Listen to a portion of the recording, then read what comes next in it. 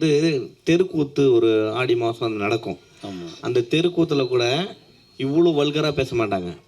நீங்கள் அதையும் தாண்டி வச்சுருக்கீங்க. அதுவும் லேடிஸ் எல்லாம் வந்து இவ்வளோ கொச்சையாக பேச முடியுமா அப்படின்ற மாதிரி இருக்குது. அதை இவ்வளோ தூரம் ஸ்க்ரீன் பண்ணுறீங்க பார்த்தீங்களா, அதுக்கு உங்களுக்கு தைரியம் ஓகே. பட் ஆனால் அதை ஸ்க்ரீனிங்கில் வரும்போது அடுத்தவங்களுக்கு நம்ம கொடுக்குறோன்னும் போது எல்லாத்தையும் பார்க்கணும்ல. நம்ம ஏதோ கேட்ட வார்த்தை ஓகே. நம்ம வீட்டில் இருக்கிற குழந்தைய உட்கார வச்சு காட்ட முடியுமா? அது யோசிக்கிறீங்களா? ஒரு லேடிஸை இப்படி கேட்குறாங்க அப்படின்னா நம்ம குழந்தைகிட்ட இந்த லேடிஸை திட்டும்போது இப்படி திட்டுப்பான்னு சொல்ல முடியுமா?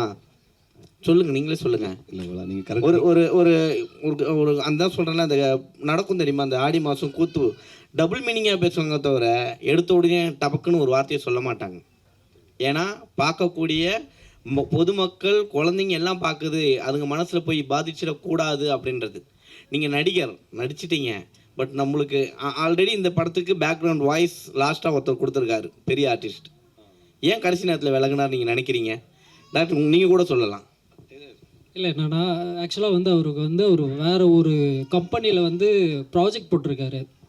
ஸோ அவரோட கான்ட்ராக்ட் போட்டிருக்காரு. அவரோட எல்லா ப்ரொமோஷனும் வந்து அவங்க தான் பார்த்துட்ருக்காங்க. ஸோ நாங்கள் வந்து இது பண்ணும்போது 1 இயர் பேக். ஸோ அப்போ வந்து அவர் வந்து அந்த கான்ட்ராக்டில் வந்து சைன் பண்ணல, இப்போ தான் பண்ணார். ஸோ அதனால் வந்து அந்த கம்பெனி சைடில் வந்து அவருக்கு ப்ரெஷர் கொடுத்துருக்காங்க. ஸோ இது மாதிரி வந்து உங்களோட நேம் வந்து யூஸ் ஆகுது, ஸோ அது கொஞ்சம் என்ன பாருங்கள் அப்படின்னும் போது அவர் எங்களுக்கு கால் பண்ணி கேட்டார். இது மாதிரி நான் தான் கொடுத்தேன், ஆனால் வந்து இப்போது நான் வந்து கான்ட்ராக்டில் சைன் பண்ணியிருக்கிறதால அதை கொஞ்சம் எடுக்க முடியுமான்னு அவர் கேட்டார். உடனே நாங்கள் வந்து ஓகே சார், ஏன்னா நீங்கள் வந்து எல்லாமே நாங்கள் வந்து கண்டென்ட்டை சொல்லி ஃபுல் டயலாகோட ஆடியோ மெசேஜ் போட்டு இல்லை, ஃபுல் கண்டென்ட்டை சொல்லி தான் நாங்கள் வந்து அவர்கிட்ட வந்து வாய்ஸ் ஓவர் வாங்கினோம். அவர் வந்து அப்போ வந்து முழு மனசோட தான் கொடுத்தாரு. இப்போ வந்து சைன் பண்ணியிருக்கிறதால அவர் வந்து அதை மட்டும் எடுத்துருங்க அப்படின்னு சொன்னார். அது இல்லாமல் நீங்கள் முன்னாடி வந்து ஒரு வாய்ஸ் ஓவர் வந்துச்சு, ஸோ அதை பார்த்தாலே தெரியும். சார் சமுத்திரக்கனி சார் வந்து வாய்ஸ் ஓவர் சார் ஒரு நிமிஷம். ஃபஸ்ட்டு சமுத்திரக்கனி சார் பேசியிருப்பார் ஒரு டைலாக்கு ஸ்டார்டிங்கில். அதுக்கப்புறம் வந்து அந்த ஷார்ட் ஃபிலிம் ரிலீஸ் ஆன பிறகு சரிங்களா, 1 டேல வந்து அதை எடுத்திருக்கீங்க. யார் முக்கியமான ஒரு நிமிஷம், 1 டே அது முடிச்சப்போ தான் 1 டே சூரி சார் பேசுனது தான் எடுத்துருக்கீங்க. ஒருவேளை இந்த படத்தை பார்த்ததுனால தான் வந்து இந்த வாய்ஸ் எடுக்க சொன்னாங்களா? இல்லை, அதுதாங்க சார். என்னென்னா அவர் வந்து நாங்கள் வந்து ஃபஸ்ட்டு நாங்கள் வந்து அவங்களுக்கு இன்ஃபார்ம் பண்ணவே இல்லை. இன்ஃபார்ம் பண்ணாமல் நாங்கள் வந்து அதை ரிலீஸ் பண்ணிட்டோம். பண்ணதுக்கு அப்புறம் தான் வந்து சூரி சார் வந்து சைன் பண்ணியிருக்க அந்த கம்பெனி வந்து அவருக்கு கால் பண்ணியிருக்காங்க.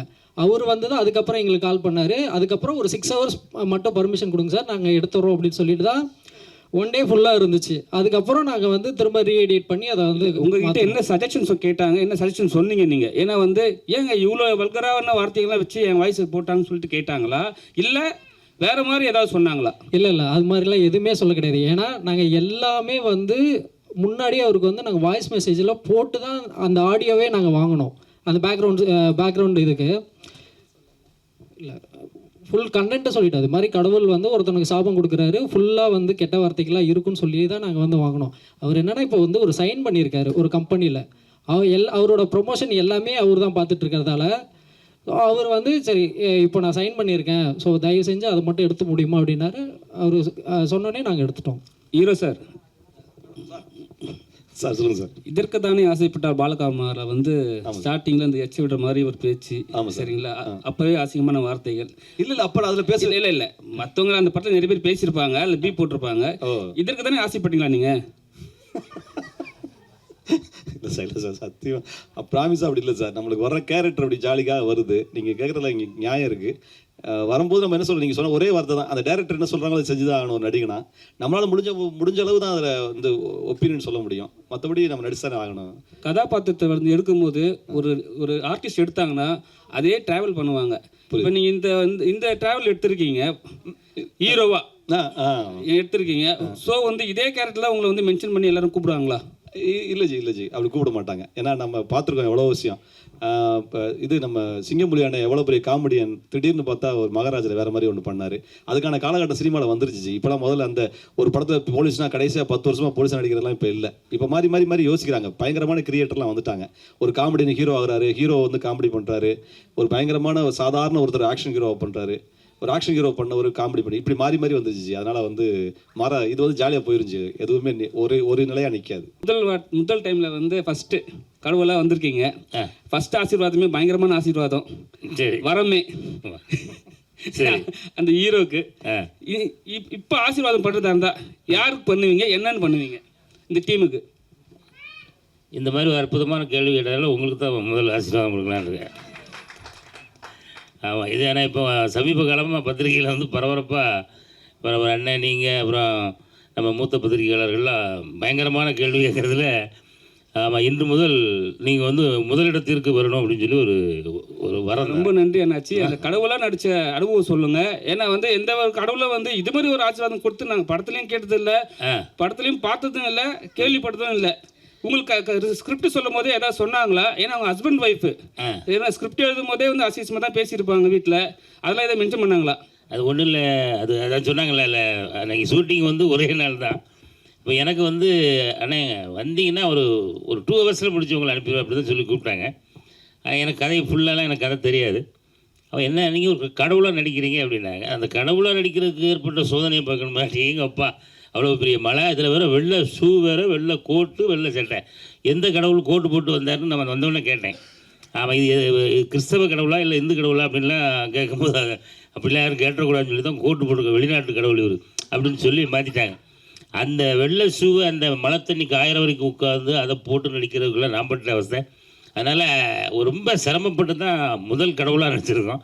ஆனால் அடுத்தாப்புல கடவுளாக நடிக்க மாட்டேன், கவலைப்படாத. பெண் இயக்குனர் கொஞ்சம் மேடம், எப்பவுமே வந்து ஒரு ஆண்கள் வந்து பெண்களை திட்டினாலும் சரி, வேறு யாரை திட்டினாலும் சரி, பெண்கள் குறியீட்டாக சொல்லி தான் திட்டுவாங்க. ஸோ அந்த வார்த்தையில் வந்து பெண்களுக்கு நிறைய அதிருப்தி உண்டு. ஏன்னா நம்ம எது சொன்னாலும் பெண்களை வச்சு தான் மையப்படுத்தி தான் திட்டுவாங்க. ஸோ உங்கள் கதை எழுதும் போதும் அதில் விஷயத்தில் சொன்னாங்களா? டேரக்டர் வந்து 2 பேர் கதை எழுதியிருப்பீங்க, ஏதாவது முரண்பாடு இருந்ததா? இல்லை, அதுக்காக தாங்க சார் வந்து காமனாக இருக்க கெட்ட வார்த்தைகள், அதாவது பெண் சம்மந்தப்பட்ட வார்த்தைகள் இல்லாமல் அவர் வந்து தேங்க்ஸ் எழுதியிருப்பீங்களே, அதில் ஏதாவது முரண்பாடு வந்திருக்குல்ல, அதுதான் சொன்னேன். இல்லை, இது வந்து முரண்பாடு இல்லை. அதாவது பெண்ணை மட்டும் வந்து சார்ந்த வார்த்தைகளை வந்து யூஸ் பண்ணக்கூடாது, காமனாக இருக்க வார்த்தைகளாக யூஸ் பண்ணுவோம் அப்படின்னு சொல்லி தான் 2 பேரும் சார்ந்த வார்த்தைகளை வந்து இது பண்ணோம்.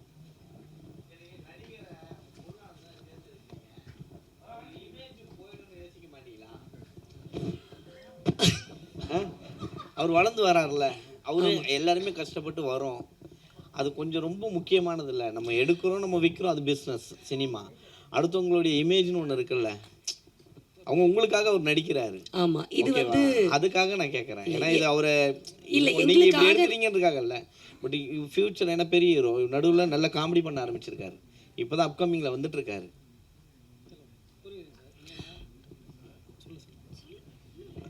இல்லை, புரியுது. ஆக்சுவலாக வந்து அவரோட முழு இதில் நடித்த எல்லாருமே வந்து நாங்கள் வந்து நீங்கள் வந்து வாங்க வந்து நீங்கள் நடிங்க அப்படின்னு சொல்ல, எல்லாருக்குமே வந்து அங்கே ஸ்பாட்டுக்கு வந்ததுக்கப்புறம் முழு கதையும் சொல்லி இந்த மாதிரி இருக்குது, விருப்பம் இருக்கா நடிக்கிறதுக்கு அப்படின்னு சொல்லி எல்லாருக்கிட்டையும் கேட்டுட்டு தான் வந்து நாங்கள் வந்து நடிக்க வச்சோம். ஸோ இதில் வந்து யாரையும் வந்து நாங்கள் வந்து வலுக்கட்டாயமாக இழுத்துட்டு வந்தோ இல்லை வந்து கஷ்டப்படுத்தியோ வந்து தான் நடிக்க வைக்கல. அப்படி உங்களுக்கு தோணி இருந்ததுன்னா தயவு செஞ்சு எங்களை மன்னிச்சிருங்க. இன்னொன்று, இது வந்து யாகாவாராயினும் நாகாக்கன்னு ஒரு விஷயம் இருக்கு இல்லையா? இது வந்து ப்ளஸ்ஸாகவும் ஆகலாம், மைனஸாகவும் ஆகலாம் அப்படின்றது எங்களுக்கு, நாங்கள் ஃபஸ்ட்டே ஒரு ப்ளஸ் இருந்தால் ஒரு மைனஸ் இருக்கும்ல, அதை யோசித்து தான் பண்ணோம். ஆனால் அதே நேரம் எவ்வளோ காலத்துக்கு தான் இன்னும் ஒரு சில வார்த்தைகள் பேசி அந்த பெண்களை பேசுறது, ஆண்களை பேசுறது, பொதுவெளியில் ஒரு குட்டி சோரில் 4 பேர் உட்காந்துருக்காங்க, ஒரு பொண்ணு போனால் எடுத்த உடனே ஒரு கெட்ட வார்த்தையை போட்டு தான் செம ஃபிகர் இல்லைன்னு சொல்கிறாங்க. இந்த மாதிரி ஒரு அட்மாஸ்பியர் இருக்குல்ல, ஒன்று இதை மாற்றணும், இல்லை அந்த இடத்துக்குள்ளே போய் தான் நம்ம சொல்லணும். அது சப்பக்கட்டு இல்லை சார், இது அவருடைய இமேஜ் போகிறதுக்காக ஒரு இது போடுவோம். நம்ம புகைப்பிடிக்காதீர்கள், உடல் நலத்திற்கு கேடு, சரக்கு அடிக்காதீர்கள் போடுறீங்கல்ல. ஆமா சார், யார் செய்யாம இருக்காங்கன்றதான் காரணம். கண்டிப்பா எல்லாமே சிந்தா இருக்காங்க. கண்டிப்பா நீங்க அசிங்கமா பேசிட்டீங்க, அசிங்கமா வர வச்சுட்டீங்க, அப்புறம் இல்லை சார் நான் இது சார்னு மழுப்ப கூடாதுல்ல. இது மழுப்புறதே இல்லை சார். நான் அதான் ஃபஸ்ட்டே நான் இங்கே பேசும்போதே நான் சொன்னேன், கருத்துக்கள் ஒவ்வொருத்தங்களுக்கும் முரணானது. அது வந்து காயப்படுத்தினாலும் நான் மன்னிப்பு கேட்டுட்டேன், காயப்படுத்துறதா நினைச்சாலே மன்னிப்பு கேட்டுட்டேன். காயப்படுத்துறது இல்ல, இல்ல யாரையும் காயப்படுத்துறது நீங்க சொல்றதுக்கு தான் பெரிய கல்ல தூக்கி போட்டிருக்கீங்க. நான் கரெக்ட். நான் அதுக்கு தான் சொல்றேன். ஐசியூல போய் படுத்துடுங்க அப்படின்றீங்க நீங்க. உங்களுடைய கருத்து என்னுடைய கருத்து இல்ல, என்னுடைய கருத்து உங்களுடைய கருத்து இல்ல. இதை ஏத்துக்கிறதும் இங்க ஏத்துக்காததும் படம் உங்களுடைய பார்த்தவர்கள் இஷ்டம். யாருன்னு நீங்க நினைக்கிறீங்க?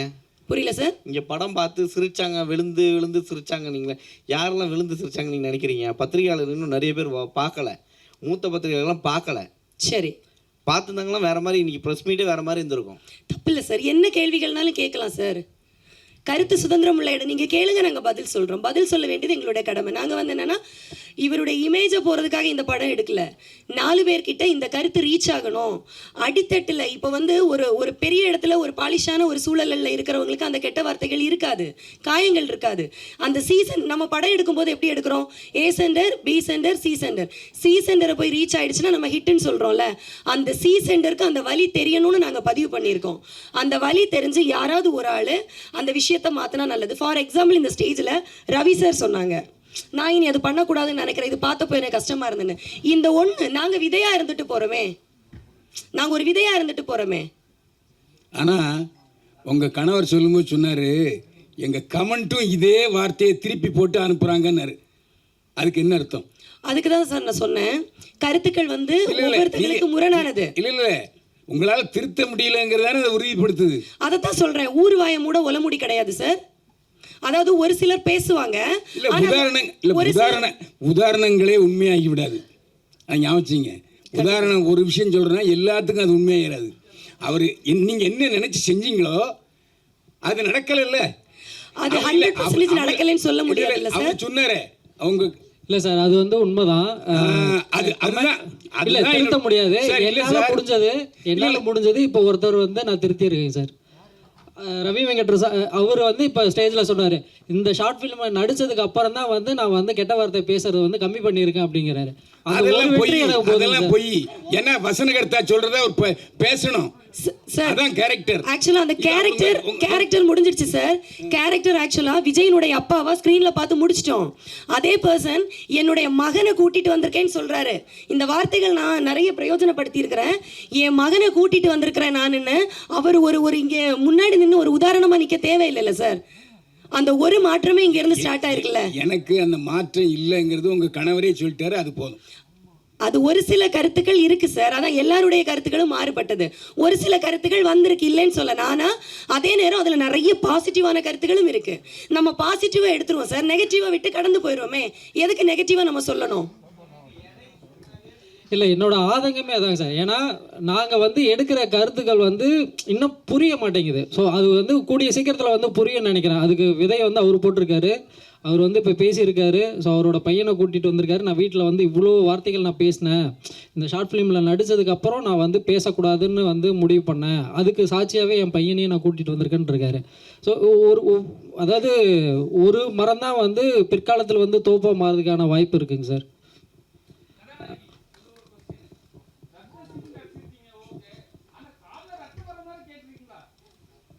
அதான் இப்போ இல்லை, அந்த சீன் நடிக்கும் போது அப்படிதான் இருந்தது. அது நடிக்கவே தேவையில்ல. அதாவது நம்ம கஷ்டப்படி நடிக்க தேவையில்ல. இயற்கையாகவே அந்த அந்த அந்த மாதிரி பேசுறது கேட்கும் போது ஆட்டோமேட்டிக்காகவே அந்த ரியாக்ஷன் அப்படி வந்துருச்சு. ஐயோ அட்டி அப்படின்ற மாதிரி வந்துருச்சு. ஸோ நேச்சுரலாகவே அந்த ரியாக்ஷன் வந்துருச்சு.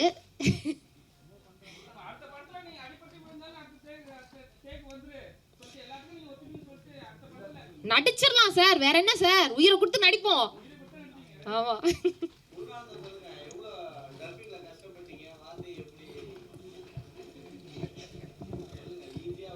இல்லை, அது வந்து நானே சொன்னேன். ஏன்னா ஒரு ஸ்பாட்டில் வந்து அவர் மட்டும் டப்புன்னு வந்து நிறைய கெட்ட வார்த்தைகள் பேசிட்டாரு அவர். அதாவது நாங்கள் டைலாக்ல எழுதி கொடுத்ததை விட தாண்டி அதிகமாகவே பேசிட்டாரு.